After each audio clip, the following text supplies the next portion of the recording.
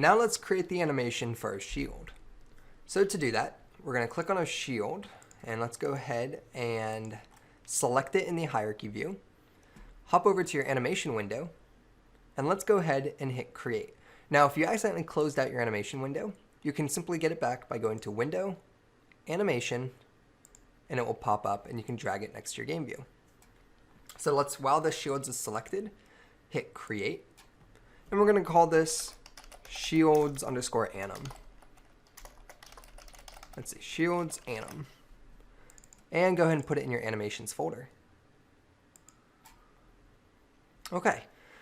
With that selected, with the shields game object selected in the hierarchy, find your shields, your player_shields sprite folder, and let's drag frames 0 through 15 directly into the animation view.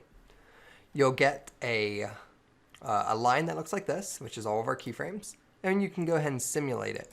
And you'll be able to see it in the inspector as well if you turn the game object on. So just go ahead and enable it, and let's zoom in on it. Okay, and let's go ahead and simulate it. And that's what our shield is going to look like. Now that's running at 60 frames per second, which might be a little too fast. We can adjust the frames per second using the sample rate. So we can adjust it to, say, 30 frames per second. And that's much more calm. So I'm going to go ahead and keep this at about, let's try 15 frames per second. All right, I'm actually going to be using 15 frames per second, so 1 frame per second. And I think that looks really good. You're more than welcome to adjust this to however you'd like, though.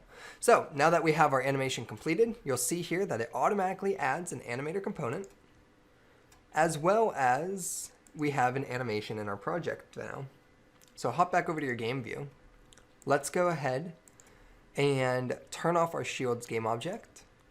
And hopefully, when we enable our shields, this should just automatically work. And there you go. It's animating. Let's go ahead and turn the shields off. And let's go ahead and add another shields power up in there to test this out. So we'll go ahead and drag that. And there you go. Simple as that. We have an animated shield.